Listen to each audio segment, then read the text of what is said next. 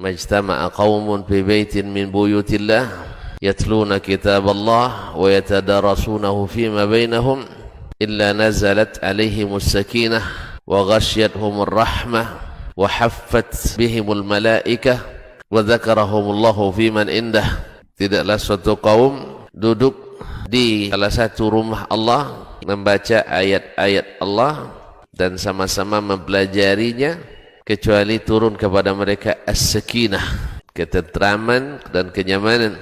Wa ghasyiyatuhumur rahmah, dan mereka diliputi pula oleh rahmat, kasih sayang dari Allah Subhanahu wa taala. Wa haffat bihimul malaikah, dan mereka pun dikelilingi oleh para malaikat, karena malaikat suka majelis-majelis zikir dan ilmu. Wa dzakarahumullahu fiman indah, dan Allah akan banggakan sebut-sebut mereka di kalangan malaikat-malaikat yang ada di sisinya, di masyarakat atas. Mudah-mudahan kita termasuk yang sering disebut-sebut di sisi Allah di kalangan para malaikat, dan di akhir majelis ini mudah-mudahan kita pula mendapatkan seperti yang tersebut dalam hadis qudsi, qumu maghfuran lakum, silahkan berangkat meninggalkan majelis ini dalam keadaan diampuni dosa-dosa kalian.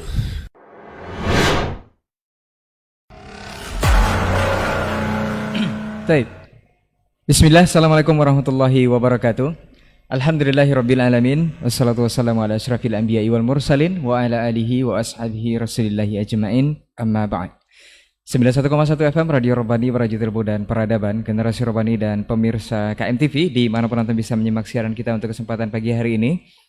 Kita kembali di Pondasi Podcast Dakwah Islami. Untuk kesempatan hari ini alhamdulillah kita sudah bersama guru kita Ustadz Dr. Dasman Yahya Ma'ali LCMA Hafizahullah Ta'ala.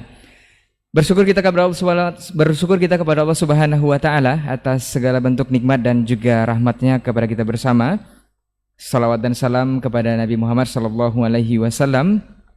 Kita bermohon salawat ini tersampaikan selalu hendaknya kepada seluruh keluarga beliau, kepada para sahabat-sahabat yang berjuang bersama beliau, juga tentunya kepada orang-orang yang senantiasa istiqamah menjaga dan menjalankan ajaran serta sunnah-sunnah beliau hingga hari kiamat kelak. Taib, Generasi Rabbani dan pemirsa KMTV, kita bahagia sekali bisa bertemu kembali di podcast ini.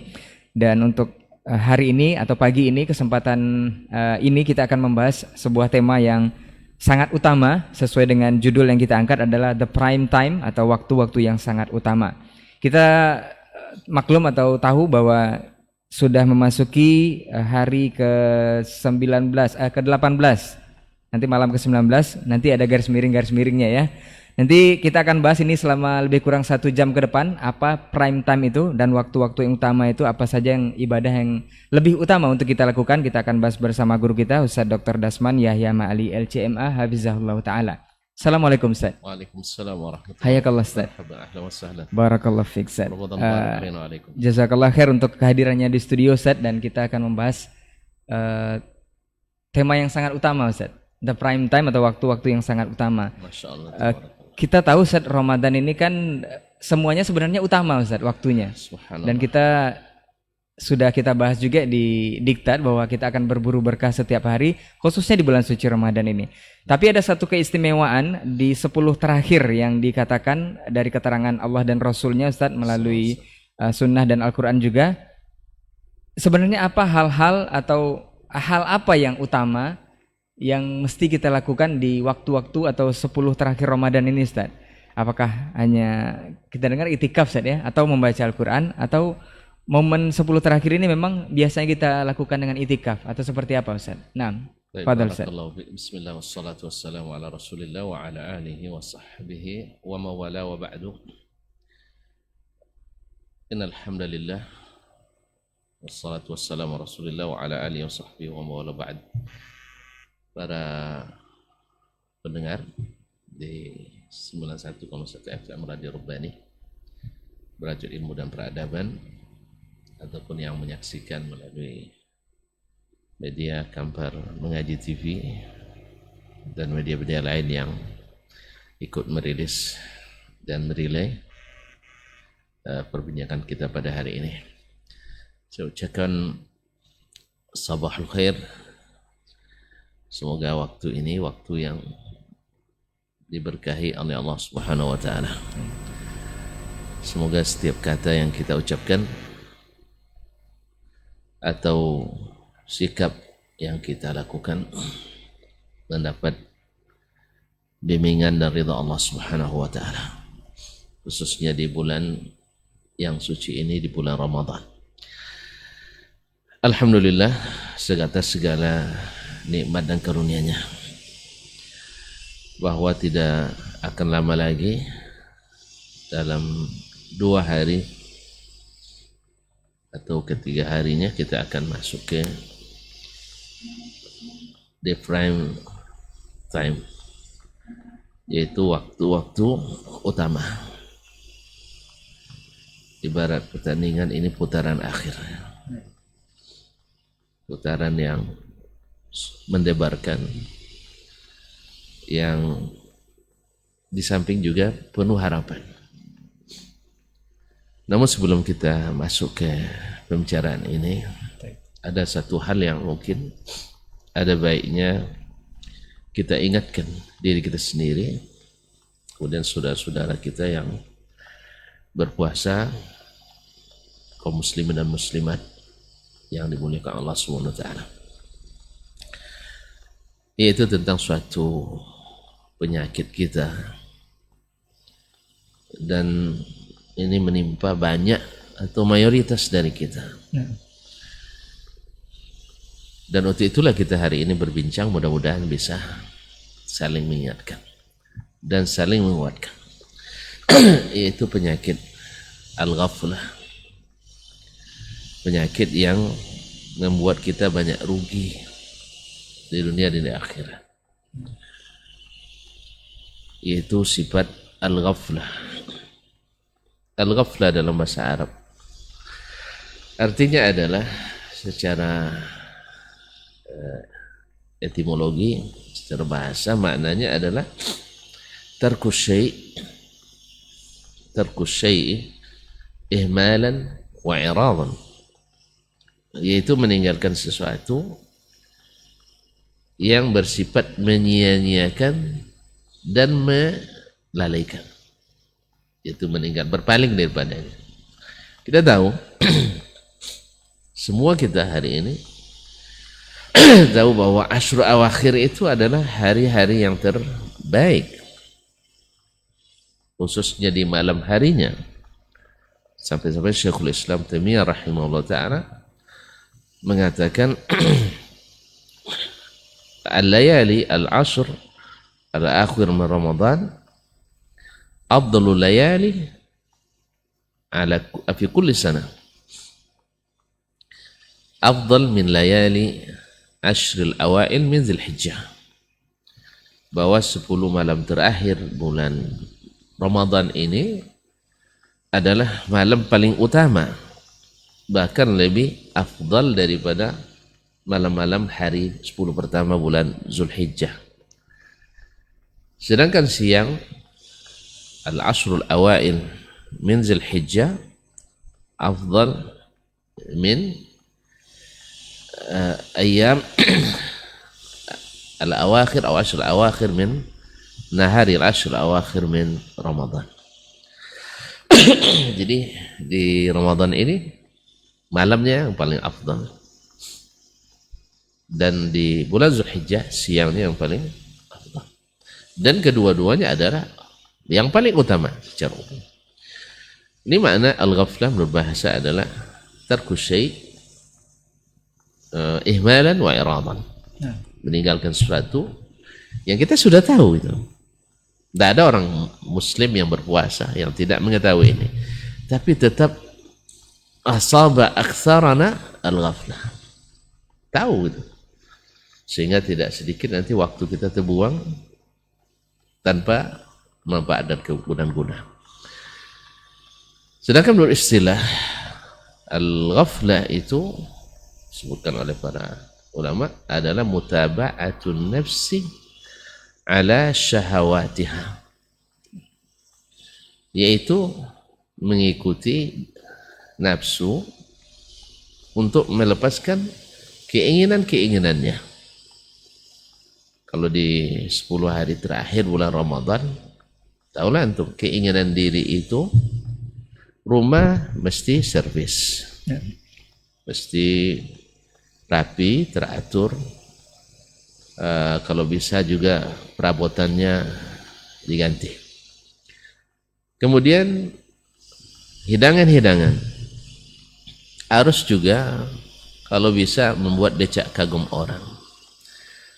Belum lagi handsetnya, ya bikin orang ngiler menihalnya. nah, Sehingga dia kemudian baju hari raya, pakaian hari ini subhanallah tidak cukup 1 pasang, 2 pasang, 3 pasang. Masya Allah, kayaknya sampai hari raya Onom 7 pasang pula itu. Subhanallah, tambah lagi raya yang lain kan. Na'udzubillah. Ma'asyarul kiram dirahmati Allah SWT. Jadi mengikuti nafsu jiwa kita atas keinginannya. Banyak kemarin tidak timbul, sekarang timbul. Apalagi dengan hari-hari ini musim THR turun atau macam-macam lah tunjangan-tunjangan, baik di instansi, di institusi maupun di perusahaan-perusahaan turunnya menjelang hari raya. Dan itu harus dibelanjakan karena namanya tunjangan hari raya. Kaum muslimin dan muslimat dirahmati. Nah, keinginan-keinginan ini yang kita perturutkan membuat kita melalaikan apa yang seharusnya yang harus kita persiapkan. Kemudian hatta nu'rid anil akhirah, sehingga kita berpaling dari hal-hal yang berguna bagi kita di akhirat, dan yuaddi ila ihmaliha, dan menyebabkan kita menyia-nyiakannya. Tahulah kalau antum kita setiap hari, kalau dari pagi sampai petang berjalan mencari kursi yang baru, cari meja, mencari piring-piring, mencari toples-toples, mencari tempat-tempat meja dan sebagainya. Malam habis tenaga kita. Ya, habis tenaga kita. Sehingga apa yang terjadi malamnya yang seharusnya, dan ini yang akan kita bicarakan pada hari ini, yang seharusnya kita hidupkan, akhirnya kita matikan. Malamnya harusnya kita bangun, akhirnya kita tidur pulas. Lain di sini, lain pula di tempat lain. Di tempat lain misalnya orang mungkin siangnya istirahat, malamnya habis pula ke mall-mall cari belanjaan dan sebagainya. Ini subhanallah kaum muslimin dan muslimat dan Allah, ghaflah ajibah, ya, suatu yang sangat mengerikan yang menimpa kita hari ini di semua level, di semua strata dan semua status sosial kita. Dari anak muda dah sibuklah dengan kalau dulu biasanya lepas subuh ngabuburit namanya, ya jalan-jalan, ya asmara subuh, naudzubillah, asmara subuh. Sekarang dah asmara isya, asmara macam-macam. Antum lihat sendiri, masya Allah, dengan menjamurnya kafe-kafe hari ini, masya Allah, bukber di mana-mana. Tapi betul-betul bukber itu artinya boleh dikatakan banyak menyebabkan orang lalai dari ini. Bahkan pernah kita saksikan dari buka, habis itu salat maghrib lewat, salat isya lewat, apalagi tarawih. Jadi rupanya definisinya adalah puasa itu puasa menahan haus dan lapar. Yang namanya dosa-dosa, yang namanya lalai tetap.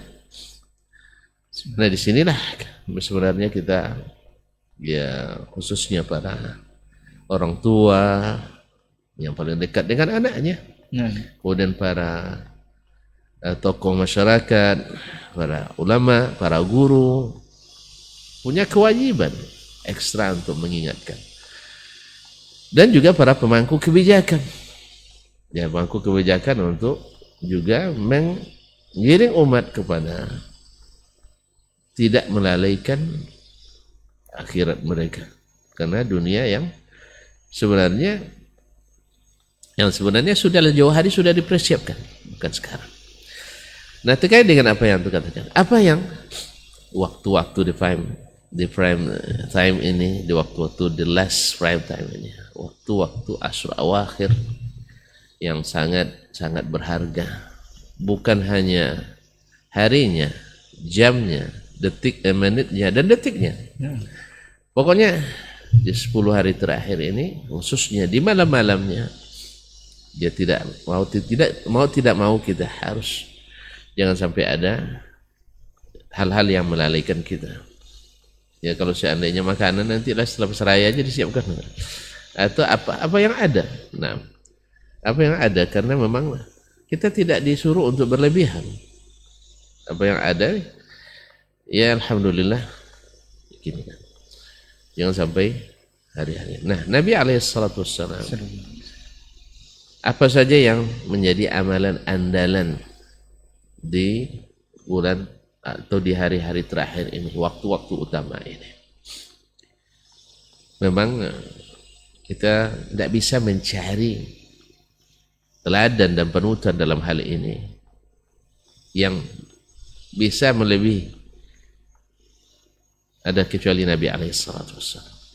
Subhanallah, beliau yang sudah dijamin masuk surga, yang terpelihara dari dosa-dosa, dan seutama para nabi dan rasul, yang pertama masuk surga dan seterusnya. Tapi subhanallah, di hari-hari terakhir ini, seperti yang diceritakan oleh Ibunda Aisyah radhiyallahu anha dalam hadis riwayat Al-Imamain Al-Bukhari Muslim, Aisyah radhiyallahu taala mengatakan anna Rasulullah sallallahu alaihi wasallam kana idza dakhala al-ashru bi abi wa ummi. Nabi sallallahu alaihi wasallam bila masuk 10 hari pertama, 10 malam terakhir atau 10 hari terakhir bulan Ramadan, apa yang beliau lakukan? Ahya lailahu, dia hidupkan malamnya.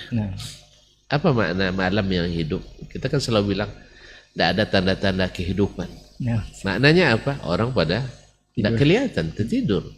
Orang pada istirahat.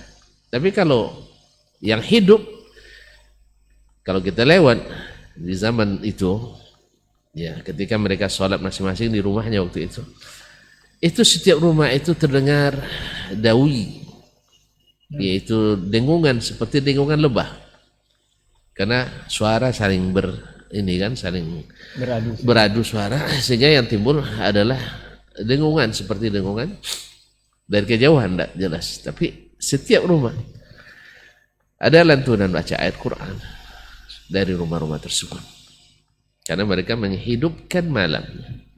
Nabi alaihissalatu wassalam ahya lailahu. Di masa Nabi alaihissalatu wassalam, beliau pernah ikut bersama kaum muslimin untuk sholat tarawih 3 atau 4 malam. Malam pertama cukup ramai karena orang belum tahu, tidak diumumkan. Malam kedua tambah ramai, hatta tadhar masjid bin nas, sampai nak muat dalam masjid. Kalau zaman sekarang dah mulai pengurus untuk membuat program perluasan masjid. Walaupun nanti di 10 pertama saja, 10 kedua sudah hilang. Sudah ada kemajuan. Ke depan semakin kemaju ke depan. Ma'asyar kiram dirahmati Allah. Malam kedua ramai, malam ketiga lebih ramai lagi. Dan malam keempat Nabi alaihissalatu wassalam ditunggu oleh para sahabat di masjid. Siapa yang tak salat bersama Nabi alaihissalatu wassalam? Bertemu Nabi, wajahnya yang bercahaya dan berseri-seri. Bertemu Nabi, membuat cinta kepada Islam, meningkatkan keimanan. Bertemu dengan Nabi, rahmatan lil alamin. Bertemu dengan Nabi, sejuta pahala, selaksa harapan. Subhanallah, barakat bersama Nabi alaihissalatu wassalam. Bacaan Nabi alaihissalatu wassalam ahsan al-qira'ah, sebaik-baik bacaan. Dari dialah para sahabat menerima bacaan Al-Quran Karim. Makanya ketika Ubay diminta oleh Nabi SAW untuk baca Al-Quran, Aqra'u 'alaika wa 'alaika unzil ya Rasulullah. Apakah mungkin saya yang baca padahal diturunkan kepada engkau yang lebih bagus bacaan? Ya. Imamul muslimin. Mereka menunggu-nunggu Nabi alaihissalatu wassalam. Tapi Nabi alaihissalatu wassalam tidak keluar-keluar. Sampai-sampai ada yang khazafa al-khazaf. Apa nama khazaf khazaf artinya dia melontar pintu Nabi alaihissalatu wassalam kerikil kecil untuk mengingatkan Nabi lah, lebih kurang begitu. Nah, kalau kita kan ada mikrofon, salah kan ya, salat Rasulullah. Itu mengingatkan bahwa waktu salat. Masyaallah kiram dirahmati Allah. Nabi tak keluar. Kemudian besoknya dia katakan, la yakhfa alayya min amrikum al-bariha. Apa yang kalian lakukan semalam? Saya tahu semuanya. Karena Nabi tidak tidur dia. Nah, tidak tidur. Lakin khasyitu an tufrada alaikum fala tutiqu. Saya takut nanti kalau kalian begitu bersemangat lalu diwajibkan salat tarawih ini, kalian pasti tidak akan. Nabi takut beralasan karena wahyu masih turun. Maka sebenarnya ini sudah sunnah Nabi SAW. Salat tarawih itu berjamaah, sebagaimana ijma' para ulama bahwa salat tarawih itu disunatkan berjamaah. Cuman ikhtilaf mereka tentang mana yang lebih afdal, salat sendiri atau salat berjamaah. Sebagian besar mengatakan berjamaah lebih afdal karena menghidupkan syiar yang telah dihidupkan oleh Nabi sallallahu alaihi wasallam lalu dihidupkan secara berterusan kembali oleh Amirul Mukminin Umar bin Khattab radhiyallahu anhu. Nah, ini yang pertama, ahya lailahu. Nabi hidupkan malamnya. Ulama berbeda pendapat menafsirkan ahya lailahu, apakah tidak tidur sama sekali atau tidak tidur sebagian besar malamnya. Ya, sebagian berdasarkan riwayat yang lain dari sebagian turukul hadis memang tidak tidur Nabi di malamnya, di malam-malam terakhir Ramadan. Sebagian mengatakan tidurnya sangat sedikit. Intinya malam Nabi alaihissalam di malam-malam terakhir Ramadan adalah dihidupkan dengan qiyamul lail. Yang kedua adalah wa aiqadha ahlahu. Nabi sallallahu alaihi wasallam ini kan bagian daripada pendidikan bahwa ketika seseorang beramal kebaikan dia tidak melupakan orang lain, utamanya orang-orang paling dekat dengan dirinya. Yang paling dekat dengan dirinya ahlahu wa aiqadha ahlahu. Orang lain Nabi kata may yuqidhunna sawahibul hujurat, siapa yang bisa membangunkan para istri yang di kamar-kamar mereka. Ma'asyar kiram dirahmati Allah, wa aiqadha ahla, karena ini bagian daripada pendidikan. Nabi tidak ingin sendiri mendapat kebaikan ini, sehingga sahabat para istrinya, keluarganya dibangunkan oleh Nabi SAW, sehingga ini juga menjadi sunnah yang harus dihidupkan oleh seluruh kaum muslimin di saat di bulan-bulan atau hari-hari terakhir ini mereka membangunkan keluarganya. Kemudian Nabi alaihissalatu wassalam, nah, di antara yang dia lakukan itu seperti dalam sahih tadi, wasyaddal mi'zar. Wasyaddal mi'zar itu mengikatkan kain pinggangnya atau kain sarungnya. Para ulama kaum muslimin dan muslimat dirahmati Allah Subhanahu wa taala, beliau menafsirkan syaddal mi'zar kinayah, yaitu di malam terakhir Ramadan, 10 malam terakhir Ramadan, Nabi alaihissalatu wassalam sama sekali tidak melakukan hubungan suami istri, dikencangkan mi'zarnya. Seperti kata Aisyah radhiyallahu anha, idza kuntu haidan syaddadtu ala farjil mi'zar, saya mengencangkan ikat pinggang saya, fayubashiruni wa ana haid. Lalu Nabi SAW menggauli saya, dia di atas izar, tidak berhubungan suami melalui tempat haidnya. Nah, Nabi alaihissalatu wassalam syaddal mi'zar, kinayah bahwa tidak melakukan hubungan suami istri. Ya. Ini dikuatkan dengan Nabi SAW selalu i'tikaf. Dan i'tikaf salah satu pembatalnya adalah berhubungan suami istri. Wala tubashiruhunna wa antum akifuna fil masajid. Ini menguatkan tafsir bahwa ini adalah syad dan mi'zar, artinya tidak melakukan hubungan suami istri setelah masuk 10 malam terakhir Ramadan. Ada yang mengatakan syad dan mi'zar artinya kinayah al-ijtihad wal mukabadah wal mujashamah li al-ibadah. Yaitu kinayah juga bahwa seseorang kalau apabila bekerja keras dia juga menguatkan ikat pinggangnya supaya tidak lepas ketika bekerja. Ini juga bahasa kinayah, dan dua-duanya makna ini mewakili atau bisa dimaknai dengan tidak berhubungan suami istri dan benar kenyataannya, dan juga artinya mengencangkan ikat pinggang untuk bersungguh-sungguh, lebih bersemangat, berjihad, bersemangat untuk beribadah di 10 malam terakhir Ramadan ini. Ma'asyal kiram. Kemudian yang keempat yang dia sering yang tidak ditinggalkan oleh Nabi SAW adalah i'tikaf. Wal i'tikafu menurut bahasa kan luzumus syai', yaitu selalu berada dengan sesuatu. Artinya akaftu ala amali, saya i'tikaf mengerjakan pekerjaan. Artinya saya selalu mengerjakan ini. Nah, kemudian al-i'tikaf di masjid maknanya adalah luzumu al-masjid. I'tikaf di masjid istilah adalah luzumu al-masjid min ajli ta'ati, min ajli at-ta'ah, yaitu selalu berada di masjid dalam rangka berbuat ketaatan kepada Allah Subhanahu wa taala.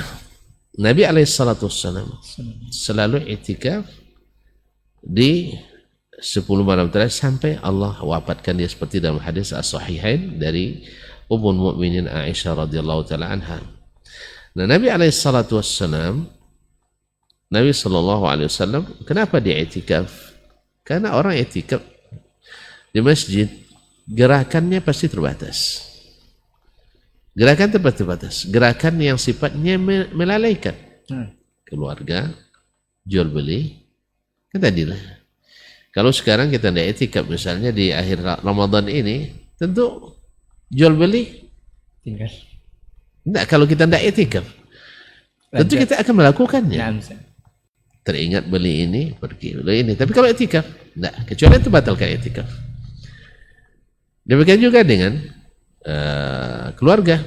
Ketika kita tidak i'tikaf, ya kalau tinggal dengan istri, tidur dengannya misalnya, pasti akan melakukan sesuatu, dan juga ini memakan waktu dan juga energi. Makanya Nabi SAW sengaja i'tikaf sehingga beliau bisa betul-betul tafarruq untuk melakukan amalan-amalan besar di 10 malam terakhir bulan Ramadan ini. Karena apa? Karena ibarat sebuah pertandingan sih, orang di final tidak boleh lalai. Ini final ini. Bukan hadiahnya ini penentuannya. Penentuan hadiah terbesar di bulan Ramadan adalah Lailatul Qadar. Kalau itu Nabi SAW memang untuk itu salah satu tujuannya adalah berburu Lailatul Qadar. Dan Lailatul Qadar itu seperti apa nilai amal kita pada malam itu, seperti itulah hasilnya. Lailatul Qadri khairun min alfi syahr, yaitu malam Lailatul Qadar itu lebih baik dari 1000 bulan. Andainya antum salat malam itu, salat terbaik sepanjang hidup.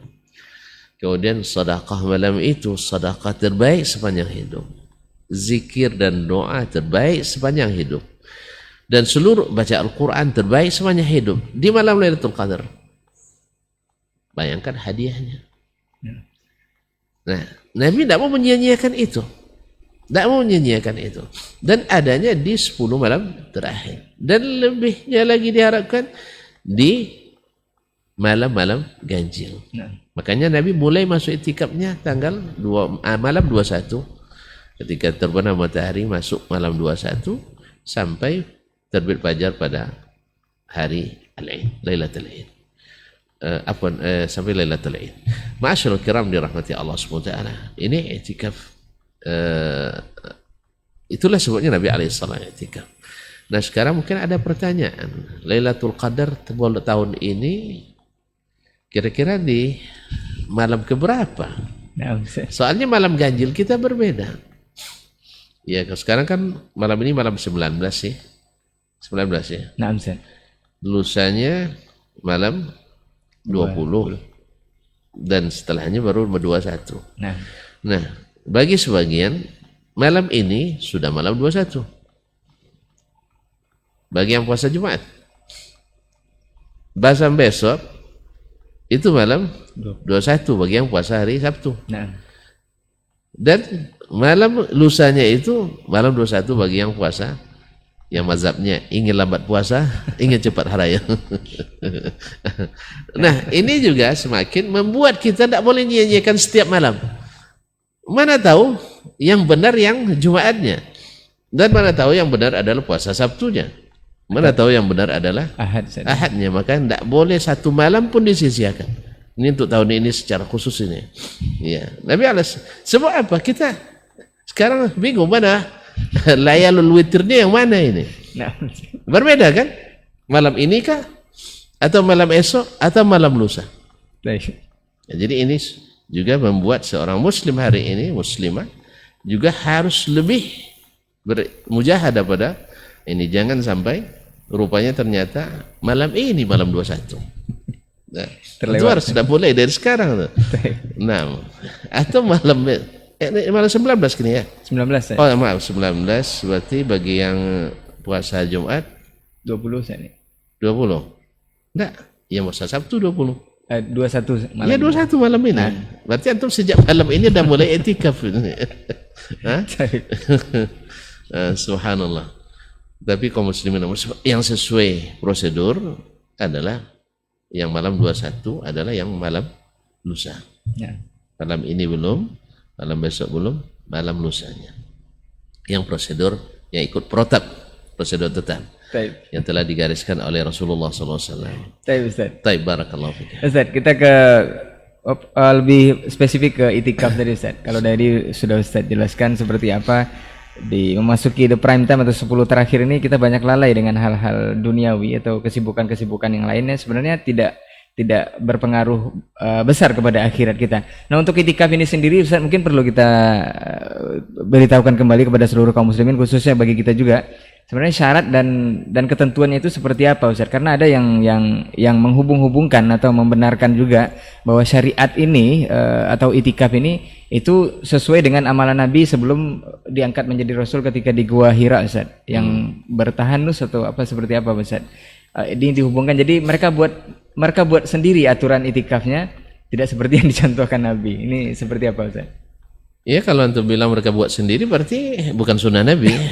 Ya, kalau buatan sendiri kan bukan sunnah Nabi alaihissalatu wassalam.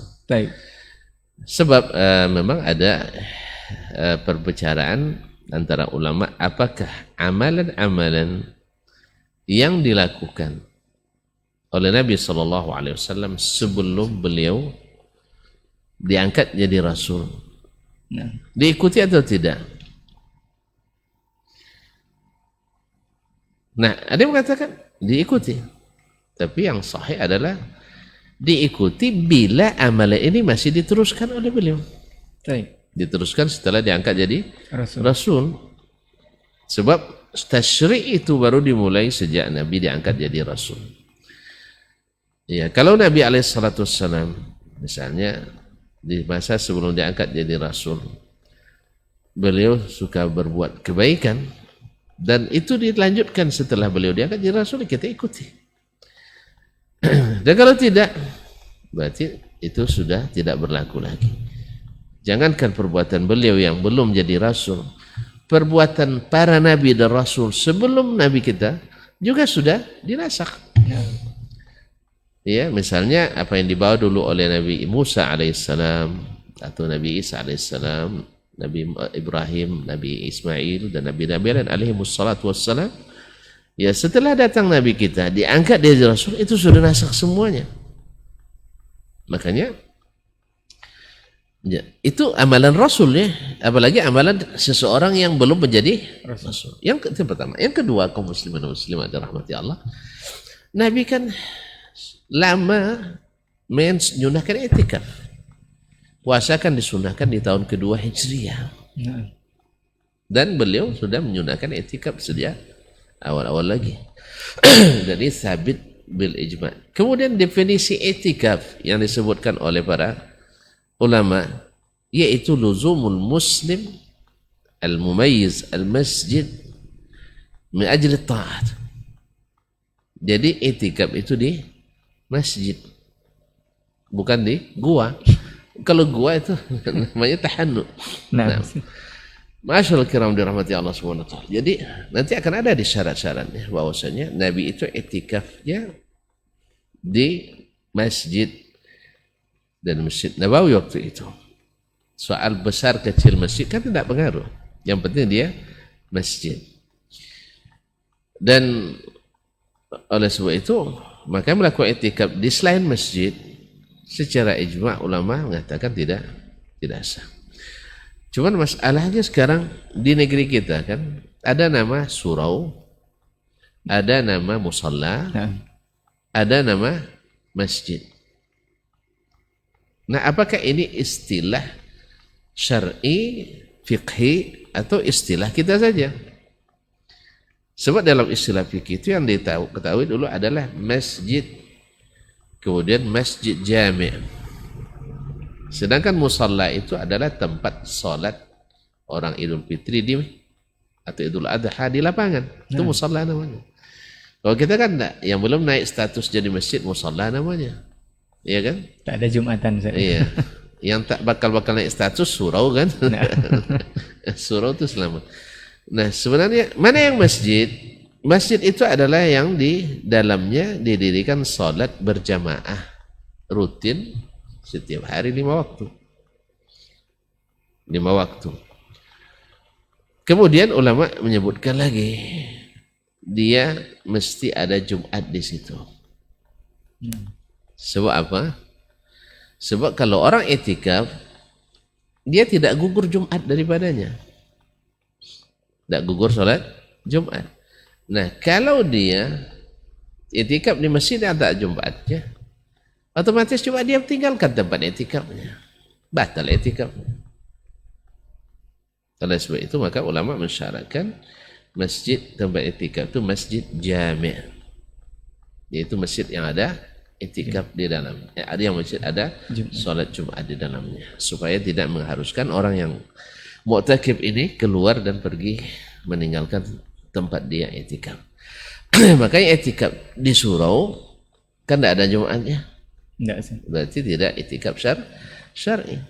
Nah, i'tikaf syar'i itu adalah di masjid yang ada Jumatannya. Wallahu taala.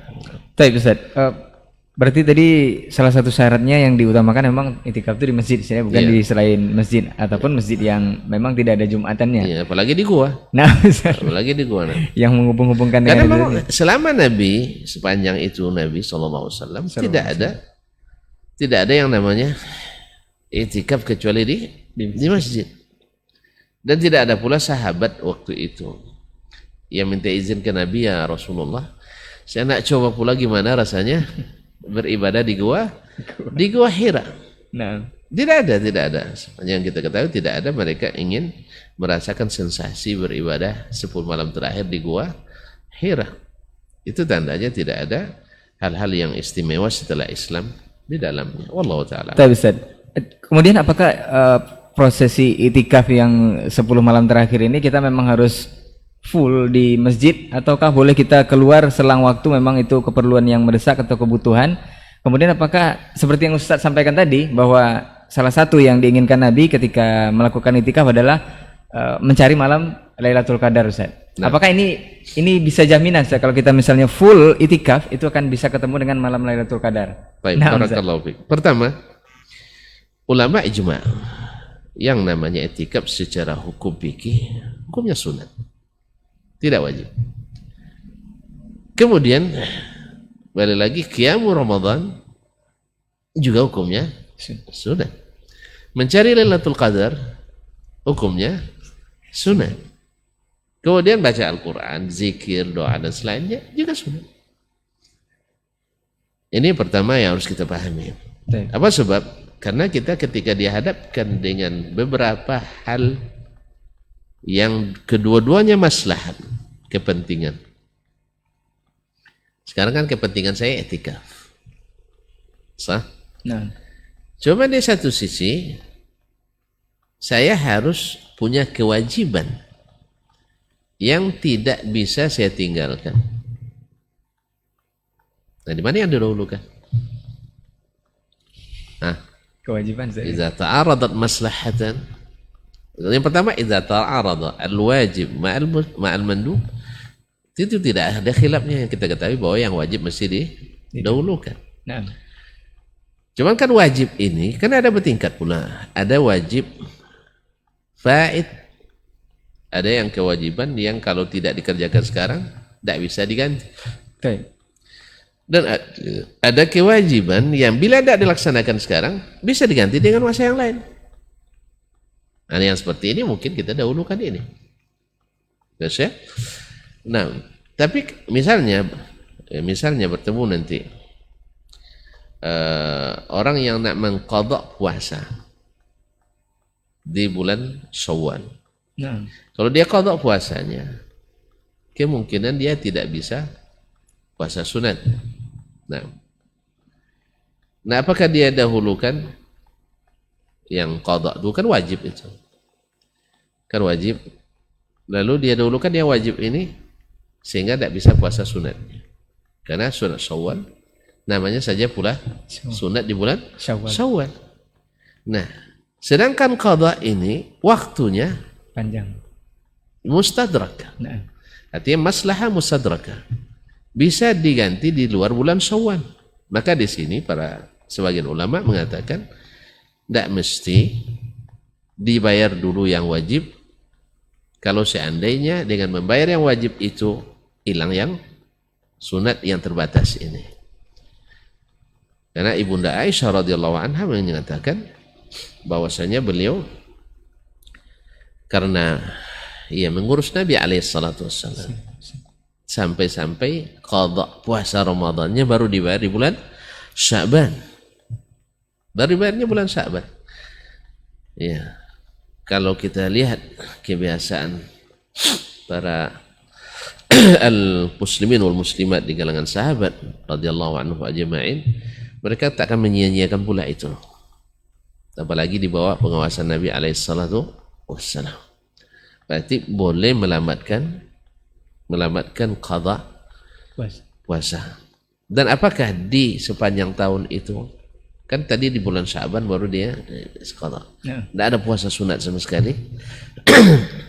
Tidak mungkin juga tidak puasa sunat sama sekali. Karena Nabi menganjurkan puasa minimal 3 kali dalam sebulan. Na'asyur kiram. Ala kulli hal, ini khilaf di antara para ulama. Nah, kalau seandainya sekarang kan kita dudukkan hukum i'tikaf sunat. Nah, sekarang antum sebagai seseorang yang punya kewajiban yang melekat pada diri kita, tidak bisa digantikan orang lain. Misalnya pegawai bekerja, diminta cuti tidak diberikan, dan dia gajinya kan jalan, maka dia punya kewajiban untuk untuk hadir. Nah. Sehingga tidak mungkin dia i'tikaf kecuali ada izin WFI, work from i'tikaf. Mana tahu ada istilah seperti itu. Ya, kalau dibolehkan. Tapi kan dia akan menghabiskan waktu dia. Yang tujuan i'tikaf sendiri adalah tafarruq lil ibadah. Untuk zikir, doa dan sebagainya. Tidak bisa dia laksanakan. Maka yang seperti ini kaum muslimin dan muslimat dirahmati Allah SWT, maka dia dahulukan yang wajib dulu. Atau ada orang yang bertugas, para aparat keamanan atau para tentara yang berjaga di perbatasan, yang tidak memungkinnya dia i'tikaf. Ini kewajiban dia. Mudah-mudahan Allah SWT dengan niatnya yang baik Allah berikan. Ya, kalau bukan karena tugas, dia biasa melakukannya. Misalnya antum dulu ketika jadi mahasiswa misalnya, selalu etikaf di bulan Ramadan. Ya. Tapi setelah jadi pegawai misalnya, bertugas, tidak bisa antum lakukan. Atau karena hal-hal lain yang menghalangi. Mudah-mudahan apa yang biasa menjadi kebiasaan kita itu Allah berikan. Karena kalau seandainya tidak ada halangan ini, kita ikut. Dan seterusnya. Atau orang pergi umroh sekarang di bulan Ramadan. Ya, otomatis yang umrah ya pada umumnya etikaf ya. Tapi yang berangkatnya mungkin di pertengahan 10 malam terakhir misalnya, berangkat tanggal 25 Ramadan. Kadang-kadang mungkin ada yang seperti itu. Jadi kan hari-hari keberangkatan kan dia ada etikaf ya. Nah, mungkin dia etikaf. Nanti umrohnya online pula nanti. Jadi tidak bisa. Jadi pertama disepakati bahwasanya etikaf itu hukumnya adalah sunat dan muakkad. Nah, apakah tidak mungkin dia mendapatkan Lailatul Qadar misalnya? Ya wallahu alam, Allah SWT tidak mengkhususkannya dengan di masjid. Walaupun yang paling dianjurkan itu adalah yang melakukan amal di masjid seperti contoh Nabi alaihissalam. Tapi bagaimana dengan orang berjihad misalnya, atau berjaga di perbatasan, dan di malam itu dia hidupkan malamnya dengan zikir, dengan salat, dengan zikrullah dan sebagainya. Apakah tidak dapat? Yang seperti yang saya ketahui tidak ada dalil yang mengatakan, atau saya tidak tahu dalil yang menafikan itu. Nah, tetapi si afdal karena ini yang dilakukan baginda Nabi alaihissalam adalah di rumah Allah Subhanahu wa taala.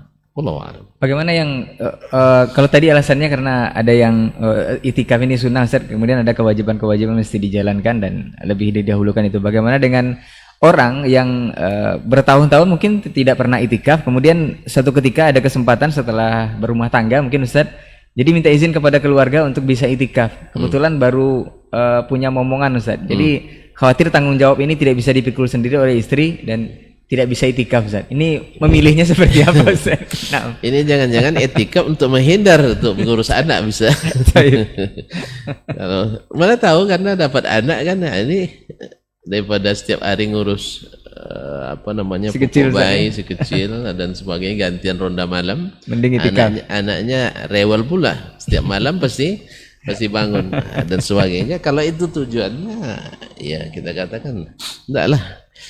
Justru di saat ketika sang istri tidak memiliki orang yang bantu sama sekali, kecuali kita siapkan orang yang menginikannya, membantunya. Dulu sebelumnya tidak pernah itikaf, pas dapat omongan langsung minta itikaf. Nah, ini dicurigai nanti kita. Nah, dicurigai nanti. Wallah musta'an. Kita lanjut ke berikutnya Ustaz. Sebenarnya apakah ada keterangan dari Rasulullah SAW Ustaz untuk poin Lailatul Qadar ini Ustaz? Katanya terjadi itu di malam-malam ganjil Ustaz. Tapi dari keterangan syariat bahwa 10 terakhir itu semuanya waktu-waktu yang sangat utama Ustaz. Apakah orang yang mengincar di malam-malam ganjil saja itu akan bisa beroleh malam Lailatul Qadar itu, seperti yang keterangan bahwa di malam itu katanya di malam dititik beratkan di malam ke-27 Ustaz, karena ada ritual juga dari sebagian besar masyarakat kita yang menghidupkan cahaya atau lilin di rumahnya, katanya ada arwah-arwah yang akan datang di malam itu. Kemudian ada juga yang menghidupkan malam itu dengan bahwa pada malam 27 itu nanti akan orang yang mendapatkan Lailatul Qadar akan melihat pohon-pohon sujud, kemudian tenang sekali suasananya. Apakah memang seperti itu gambarannya atau memang seperti apa ini Ustaz? Barakallahu fik. Malam Lailatul Qadar ya didapatkan oleh orang-orang yang menghidupkannya. Dan siapa yang menghidupkannya setiap malam, Asyura Awakhir setiap malam, bukan hanya nunggu malam ganjil saja. Nah, walaupun malam ganjil lebih diutamakan, insya Allah pasti dapat. Yang kedua tadi sudah kita katakan, apalagi tahun ini terjadi ikhtilaf syadid. Jadi antum harus menghidupkan setiap malamnya. Mulai malam ini. Mulai malam ini. Kalau antum ragu, tapi kalau tidak, berarti mulai nanti pada malam lusa. Nah, Karena yang sesuai SOP memang seperti itu malam lusa. Ma'asyiral kiram dirahmati Allah. Nah, bulan Lailatul Qadar ini Nabi suruh kita. Pertama beliau sendiri kan yataharra Lailatul Qadar. Beliau sendiri yang mencari. Itulah dia etika. Kemudian Nabi SAW tunjuk kepada kita bahwasanya annaha fi layalil witr, bahwa itu terjadi pada malam-malam ganjil. Berat lain mengatakan Nabi SAW mengatakan iltamisuha bi tis'atin tabqa au sab'atin tabqa au khamsin tabqa au thalathin tabqa. Cari di 9 malam terakhir atau 7 malam terakhir atau 5 malam terakhir atau 3 malam terakhir atau 1 malam terakhir. Artinya semuanya malam ganjil. Dan Nabi SAW menyebutkan bahwasanya yang paling diharapkan adalah malam 27. Nah, dengan paling diharapkannya malam 27 karena ada beberapa sahabat yang bermimpi dan Nabi juga sendiri melihat Lailatul Qadar itu pada malam 27. Ma'asyiral kiram dirahmati Allah. Apakah harus kita melakukan ritual-ritual tertentu? Dulu namanya malam sajadah, namanya di kampung kami dulu tuh. Entah kenapa pula malam sajadah namanya. Jadi sehingga dibuat pelito-pelito, lampu-lampu togo dibuat dari bambu. Kayaknya sekarang dihidupkan lagi sebagai kearifan lokal kan, untuk tingkat apa? Ini disebut dengan pelito sajadah atau lampu sajadah. Entah kenapa? Mungkin dari sujud tadi mungkin. Nah, jadi supaya pohon-pohon itu nampak sujudnya barangkali. Ini semuanya bahwa ada yang katanya di malam itu dia pergi ke sungai, gantung kainnya. Rupanya setelah itu pohonnya naik lagi. Awalnya pohon tumbang kan, habis itu tak naik lagi. Ini kan kisah-kisah perawinya majahil yang tidak ketahui siapa perawinya. Saya pernah nanya ke ke orang tua, siapa perawinya? Gitulah sudah dikenal macam legenda gitu kan. Atau misalnya mereka dulu memasukkan air, taruh air di baskom, lalu kalau dia tidur diletakkan tangan dia apa itu? Habis itu kalau beku nanti batal, berarti malam Lailatul Qadar tuh. Segera bangun berdoa waktu itu. Nabi tidak seperti itu dia. Nabi SAW ahyal laila kulla dengan ibadah, hidupkan. Jangan tiduran gitu. Setelah beku baru. Kemudian kalau udah tertidur tak terasa bukunya itu. Nah, tak terasa bukunya. Dan sebagainya. Ada beberapa tanda yang disebutkan oleh para ulama rahimahumullah jami'an, di antaranya adalah ada yang marfu, riwayatkan marfu dari Nabi, ada yang mauquf dan ada yang maqtu dari sebagian ulama. Di antaranya saya ingat sekarang adalah pertama malamnya tenang. Malam Lailatul Qadar itu tenang. Mungkin karena banyaknya malaikat yang turun. Tanazzalul malaika. Yang kedua, malam itu atau paginya sinar mentari itu tidak kurang cerah. Itu karena aja juga mengatakan bahwa banyaknya malaikat yang pada naik sehingga menghalangi sinar matahari. Ada lagi yang mengatakan bahwa kadang suasana tadi tenangnya dan cahaya terang dan sebagainya. Wallahu a'lam. Ini yang disebutkan. Tapi intinya siapa yang mencarinya di 10 malam terakhir, dan kalau dia hidupkan setiap malamnya, insya Allah dia harapkan akan mendapatkannya. Wallahu a'lam. Jadi tidak ada ritual yang mengatakan bahwa 27 itu nanti arwahnya akan datang ini Ustaz ya ke rumah. Tapi Ustaz, apakah kita ke persoalan itikaf lagi Ustaz? Apakah itikaf ini kita tahu di 10 terakhir barangkali banyak masjid-masjid khususnya di Kota Pekanbaru ini mungkin membuat program-program itikaf untuk masjidnya itu memungut biaya dari para peserta yang ingin itikaf di masjid Ustaz. Apakah ini dibolehkan atau kita langsung saja ke masjid itu untuk itikaf Dan ada juga yang mengatakan bahwa itikaf itu tidak harus di 10 terakhir atau masanya full dari 1 sampai 10 terakhir itu, tapi satu malam di mana beliau sempat aja Ustaz. Mungkin malam ke-27 atau malam ke-21 sempat itikaf selama 1 malam, kemudian besoknya libur, besoknya lagi masuk lagi untuk itikaf, atau seperti apa Ustaz? Nah. Baik, barakallahu fik. Pertama memungut bayaran. Bayaran barangkali untuk persiapan, untuk bukanya, atau sebagai sahurnya. Insya Allah, wallahu a'lam, ini tidak ada masalah. Ya, justru memudahkan orang yang etikaf. Alhamdulillah. Untung ada yang mau. Untung ada yang mau menyiapkan untuk kita. Kalau tidak siapkan sendiri. Ya patut disyukuri itu. Patut disyukuri. Tapi kalau seandainya itu menjadi syarat misalnya, saya kira tidak ada yang mensyaratkan. Pokoknya di masjid ini kalau itikaf mesti bayar, tidak ada. Yang saya ketahui tidak ada itu.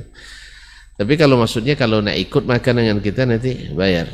Cuman masalahnya kan kalau ada sebagian bayar, sebagian tidak. Nanti ketika dia tidak ada makanan, dia terpaksa ngambil bagian orang. Dan ini kan masuk tufaili kita, yaitu hadir di undangan yang kita tidak diundang di situ. Apalagi orang bayar masalahnya. Takut nanti tidak halal yang kita makan itu. Kalau seandainya antum nak etikaf dan di situ ada ini disiapkan dan harus bayar untuk itu. Kalau misalnya takut nanti mungkin yang ngantar makanan berhalangan, keluarga kita tidak sempat ngantar, mungkin lebih bagus ikut dengan jemaah yang lain saja, supaya nanti kita tidak ragu makan sesuatu yang tidak dihalalkan untuk kita. Yang kedua, ada masjid-masjid yang memang Masya Allah, yang Allah berikan kelebihan kepada para pengurusnya atau para pembangunnya, yang bukan bayar, tapi mereka justru yang menyiapkan secara gratis. Dan itu subhanallah, semoga Allah memberkahi. Ini justru orang yang ingin mendapatkan pahala banyak sekali. Mungkin dia dapat pahala 1000 orang puasa, 1.000.000 orang puasa, 10.000 orang puasa. Bayangkan kalau dia bukakan setiap hari, siapkan perbukaan dan sahur. Dan bil munasabah, kan kita selalu bahasa hadisnya kan man fattara sa'iman, menyiapkan perbukaan orang yang puasa. Para ulama sebagian menyebutkan bukan hanya buka, sahur juga masuk karena membantu orang puasa. Man jahaza ghaziyan faqad ghaza. Siapa yang menyiapkan orang pergi berperang sama dengan orang yang berperang pahalanya. Sekarang menyiapkan sahur untuk orang yang akan berpuasa sama dengan orang ikut berpuasa. Makanya perkataan Nabi SAW, man fattara sa'iman yakhruj alal ghalib. Artinya ghalibnya orang ini perlu disiapkan makanan ketika berbuka. Makanya dapat pahala seperti orang ini. Padahal masuk bahkan makanan yang disiapkan ketika sholat tarawih. Anda tahu kan di sela-sela sholat tarawih ada yang menyiapkan makanan ringan, kue-kue, bahkan mungkin sate juga mungkin ada disiapkan untuk itu. Ini masuk dalam bagian man fattara sa'iman insyaallah taala. Jadi yang satu malam tadi saya apakah terhitung itikaf itu seperti apa? Nah, itikaf satu malam. Pertama, ulama menyebutkan ada itikaf kulli, sifatnya lengkap dari malam 21 sampai malam Idul Fitri atau sampai malam Idul Fitri. Ma'asyur kiram dirahmati Allah, ini lengkap. Ada yang juz'i. Juz'i ini ada dua lagi. Ada yang sebagian dari waktu siang atau malam. 2 jam, 3 jam, 4 jam, 5 jam. Ada yang memang dari pagi sampai terbenam matahari. Sehari atau dari terbenam matahari sampai terbit selesai. Salat subuh. Atau mungkin juga sampai syuruk dia. Ini juga dinamakan itikaf. Oleh sebab itu ada yang lengkap, ada yang juz'i. Nah, sebagian mengatakan baru dikatakan itikaf bila selesai 1 hari atau 1 malam penuh. Adapun yang itikaf ya setelah tarawih baru datang, nanti menjelang sahur pergi lagi. Ini tidak sebut dengan i'tikaf istilahi syar'i. Tidak sebut dengan i'tikaf secara syariat. Tapi namanya luzumul masjid. Karena apa? Karena dalam hadis-hadis tentang i'tikaf itu disebutkan adalah i'tikaf lailah atau i'tikaf yaum. Yaitu i'tikaf semalam atau i'tikaf sehari. Jadi mereka menyebutkan aqallul i'tikaf itu adalah sehari penuh atau semalam penuh. Yang kurang daripada itu tidak disebut i'tikaf secara istilah syar'i. Wallahu a'lam. Baik Ustaz. Nah, apakah berpahala? Ya tetap. Nah, insyaallah antum masuk ke rumah Allah, ya, menjadi tamu Allah, diisi dengan zikrullah, salat, sunat, salat wajib dan sebagainya. Atau mungkin juga antum memberikan ilmu. Kalau antum ustaz misalnya, ada pahalanya insyaallah. Apalagi kalau sampai di situ bagi-bagi sedekah pula pada orang i'tikaf kan. Nah, apalagi sampai ke pengurus masjid, saya mungkin karena tidak bisa i'tikaf karena ini dan itu. Cuman saya ingin dapat pahala orang-orang i'tikaf ini. Pokoknya sahur mereka, buka mereka selama i'tikaf saya tanggung sendiri. Kan ada orang diberikan Allah kelebihan itu. Nah, Tanggung sendiri. Masya Allah, tabarakallah. Data yang lain lagi. Oh, tidak ada yang nanggung. Misalnya, enggak, saya tambahkan lauknya supaya mereka lebih bersemangat dan semangat. Bukan semangat tidur ya, semangat beribadah. bergizi beribadah. Wallahu musta'an. Baik Ustaz. Mengenai i'tikaf ini lagi Ustaz, apakah i'tikaf ini memang kita lebih mengenal i'tikaf ini di 10 terakhir Ramadan Ustaz, di prime time ini. Apakah i'tikaf ini memang bisa dilakukan di selain Ramadan atau seperti secara apa? umum i'tikaf boleh dilakukan. Nabi pernah i'tikaf dia 10 malam pertama, 10 malam kedua, 10 malam terakhir. Pernah dilakukan Nabi sallallahu alaihi wasallam. Akhirnya di akhir-akhirnya dia sabit alal ashr awakhir. Karena sudah diberitahukan oleh Allah melalui Jibril bahwa Lailatul Qadar itu di 10 malam terakhir. Kalau di luar Ramadan Ustaz, Hah? dibolehkan i'tikaf atau seperti apa Ustaz? Sebentar. Nah, Jadi Nabi alaihissalam di tahun terakhir beliau hidup, beliau i'tikaf 20 hari. Dari malam 11 sampai malam terakhir Ramadan i'tikafnya. Nah, adapun apa tadi pertanyaannya? di luar Di luar Ramadan, sebagian ulama mensyaratkan puasa bagi orang yang i'tikaf. I'tikaf itu hanya di bulan puasa saja. nah, Ya. baik. Kalau tidak puasa berarti tidak i'tikaf. i'tikaf. Berarti kalau di luar Ramadan tidak ada I'tikaf. i'tikaf. Nah, Wallahu a'lam, sebagian mengatakan tidak. Sebab pernah ada orang yang mengatakan, atau Umar atau selainnya menanyakan Nabi SAW, saya bernazar ya Rasulullah, bila Allah bukakan Mekah kepadamu, artinya Fatu Mekah, menang Nabi SAW, saya i'tikaf di Baitul Maqdis semalam. Kata Nabi SAW, i'tikaflah di Masjidil Haram. Lalu dia bilang, ya Rasulullah di Baitul Maqdis katanya. Kata Rasulullah, i'tikaf hahuna, i'tikaf di Masjidil Haram. Tetap dia juga bilang Baitul Maqdis. Izan, kalau gitu serah kamu. Nabi arahkan ke yang lebih afdal. nah, Di Masjidil Aqsa 500 kali, Masjidil Haram 100.000 kali. Kemudian lebih dekat. Tapi dia tetap bilang di masjid. Nah di situ wallahu alam tidak disebutkan i'tikaf di bulan Ramadan dan bulan puasa. Maka wallahu alam, maka i'tikaf juga dibolehkan di selain bulan Ramadan. baik. Walaupun di bulan Ramadan lebih dikuatkan. Wallahu alam. Baik, Masya Allah Ustaz. Sudah lebih kurang hampir 1 jam Ustaz kita berbincang mengenai pada prime time atau waktu yang utama, khususnya permasalahan i'tikaf dan juga Lailatul Qadar Ustaz. Mungkin terakhir yang ingin kita dengarkan dari Ustaz sebagai arahan atau nasihat juga Ustaz, jika 10 terakhir ini kita memang maksimalkan dengan i'tikaf dan berbagai macam ketaatan kepada Allah Subhanahu wa taala, khususnya ibadah i'tikaf ini, apakah ada jaminan kita bisa bertemu Lailatul Qadar? Kemudian apakah kita akan dijamin juga saldo dosa kita akan 0 seperti kata Ustaz kita, bahwa akan mendapatkan ghufira lahu ma taqaddama min zambi ini Ustaz. Kemudian bagaimana untuk menyemangati kita semua agar tidak ghaflah tadi Ustaz? Nah, fadhal Ustaz. Tabarakallahu fiik. Tentu sebelumnya untuk i'tikaf itu kan ada syarat-syaratnya, Baik. ada rukunnya. Dan tentu ini harus diutamakan. Berarti orang harus dengan ilmu. Etikaf dengan ilmu, karena ada bahasanya imanan wahtisaban. Bagaimana iman dan bagaimana ihtisabnya harus ada. Harus ketahui itu. Maka para ulama menyebutkan bahwa etikaf itu tidak sah kecuali dengan 6 atau 5 syarat. Baik. Yang pertama adalah niat. Niat antum etikaf apa?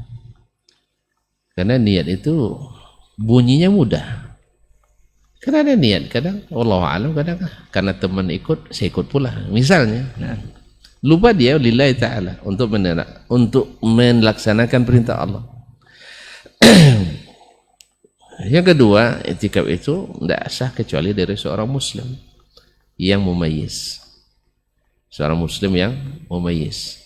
Tapi boleh enggak anak-anak ikut etikaf? Boleh saja. Asal aman, tidak mengganggu. InsyaAllah, karena termasuk waktu membiasakannya. Kan banyak juga yang bawa anaknya tidur di masjid untuk menjinakkan dengan masjid. Yang ketiga kita sebutkan tadi, etikaf mesti di masjid. Jadi bukan di selain masjid. Dan masjid yang dimaksud adalah masjid yang ada seperti pada yang keempat, masjid yang didirikan padanya sholat jamaah. Sholat jamaah dan juga sholat Jumat. Atau masjid jami'. Karena kalau seandainya tidak, jamaah kan wajib baginya, apalagi Jumat. Jamaah kan wajib baginya, apalagi Jumat. Kemudian yang kelima adalah suci dari hadas besar. Suci dari hadas besar. Nah, bila seseorang berhadas besar, segera dia harus mandi, karena seseorang yang berhadas besar tidak boleh berdiam di masjid. Ya, tidak boleh diam di masjid. Makanya dilarang wala tubasyiruhunna wa antum aakifuna fil masjid. Jangan kamu dekati istri-istrimu itu padahal kamu dalam keadaan si etikaf di masjid. Oleh sebab itu juga orang haid, orang nifas tidak boleh etikaf. Nah, kemudian itu yang kelima. Adapun syarat puasa itu mukhtalafun fi. Ada yang mengatakan mesti puasa, ada yang mengatakan tidak. Tapi wallahu alam itu tidak syarat etikaf. Nah, bagaimana caranya kita supaya betul-betul mendapatkan, atau yang tu bilang tadi, dengan waktu yang semalam ini, ya betul-betul kita mendapatkan saldo dosa itu 0 gitu. Ya, artinya diputihkan dan tidak disebut-sebut lagi. Kalau bisa selepas itu kita mati kan. Man qama lailatul qadri imanan wa ihtisaban ghufira lahu ma taqaddama min dzambi. Syaratnya itu saja, iman wa ihtisab. Iman, syarat iman itu kan adalah mengikuti siapa? Ya Allah dan Rasulnya sallallahu alaihi wasallam. Sebab amalan itu ada syarat sahnya, ada syarat diterimanya. Syarat sahnya itu yang tersebutkan. Syarat diterimanya ini jauh juga lebih penting daripada ini. Di syarat sah tadi, syarat sah lalu tidak diterima secara administratif, kita sah, tes lulus, tapi tidak terima, ada maniknya. Kalau dulu misalnya di zaman dulu, kalau masuk PNS misalnya, mana tahu tidak terbuka waktu itu misalnya, ternyata anak keturunan PKI misalnya, dulu kan tidak boleh kan? Jadi setelah tes lulus ternyata ada hal yang menghalangi, ya juga tidak. Mungkin juga ada amal ini, bila seandainya tidak lengkap syarat diterimanya, jadi amal yang sia-sia. Bisa saja kita harapnya saldo dosa kosong, bisa nambah dosa, na'udzubillah. Makanya pelajari dengan ilmu ya apa yang Allah inginkan, karena niat ikhlas itu seperti yang disebutkan oleh Syekh Ibnu Utsaimin, juga menukil dari ulama lain. Pertama, niat itu, bagaimana supaya niat itu ikhlas? Satu, meniatkan amalan ini karena Allah. Yang kedua, meniatkannya hanya karena Allah. Atau karena Allah, kemudian hanya karena Allah, tidak masuk yang lain. Yang ketiga adalah meniatkan melakukan amal ini melaksanakan perintah Allah. Perintah Allah itu ada dalam Al-Qur'annya, ada dalam hadis Nabi SAW. Berarti jangan laksanakan kecuali yang diperintahkannya. Dan yang ketiga, keempat, melaksanakannya hanya mengharap pahala dari Allah. Berarti bukan karena mendapatkan sesuatu dari selain Allah SWT. Hanya karena Allah. Imanan wahtisaban. Pada tiga yang pertama iman, yang keempat itu ihtisab, mengharapkan pahala dari Allah SWT. Nah, bila ini dapatlah kita ghufira lahu ma taqaddama min dzambi. Oleh sebab itu juga kita mesti bersemangat untuk mencari ilmu tentang 10 malam terakhir ini. Karena ibaratnya pergi bertempur, itu kan adalah senjata kita, strategi kita. Gimana tuh bertempur nak menang? Tidak punya strategi, tidak punya senjata, tidak punya kiat, tidak punya pengetahuan, tidak pernah pula latihan. Gimana nak menang? Oleh sebab itu, kecuali antum masuk di tim yang kuat ya. Makanya perlu teman-teman yang soleh di sini. Timnya tim yang kuat gitu. Kita mungkin jadi pencukup bilangan aja, tapi tidak rugi bersama orang-orang yang soleh insyaallah taala. Wallahu taala alam. Baik, jazakallah khairan Ustaz untuk nasihat dan juga arahnya, dan bincang-bincang kita untuk kesempatan pagi hari ini mudah-mudahan kita bisa sempurnakan 10 malam terakhir atau the prime time bisa kita raih di Ramadan tahun ini, karena kita belum ada jaminan Ustaz akan bertemu lagi di Ramadan tahun berikutnya insyaallah. Jazakallah khair Ustaz untuk ilmunya dan bincang-bincangnya. Semoga Allah selalu menjaga antum Ustaz, dan mudah-mudahan juga apa yang sudah kita bahas bisa bermanfaat untuk kita semua, khususnya yang menyimak kita di kesempatan pagi hari ini. Afwan untuk semua salah kata dan gila bicara, kita tutup dengan doa kafaratul majlis. Subhanakallahumma wa bihamdika asyhadu an la ilaha illa anta astaghfiruka wa atubu ilaik. Wassalamualaikum warahmatullahi wabarakatuh. Assalamualaikum.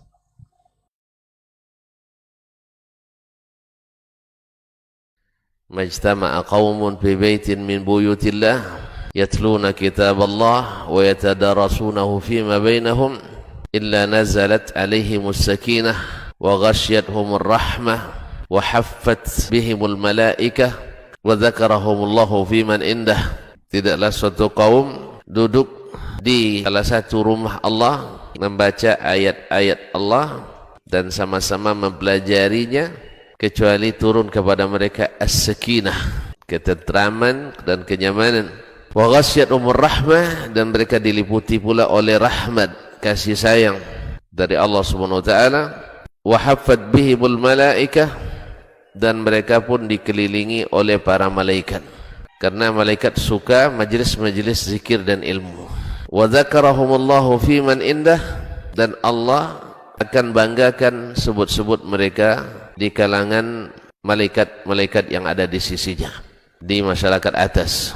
Mudah-mudahan kita termasuk yang sering disebut-sebut di sisi Allah, di kalangan para malaikat, dan di akhir majelis ini mudah-mudahan kita pula mendapatkan seperti yang tersebut dalam hadis qudsi, qumu maghfuran lakum, silahkan berangkat meninggalkan majelis ini dalam keadaan diampuni dosa-dosa kalian.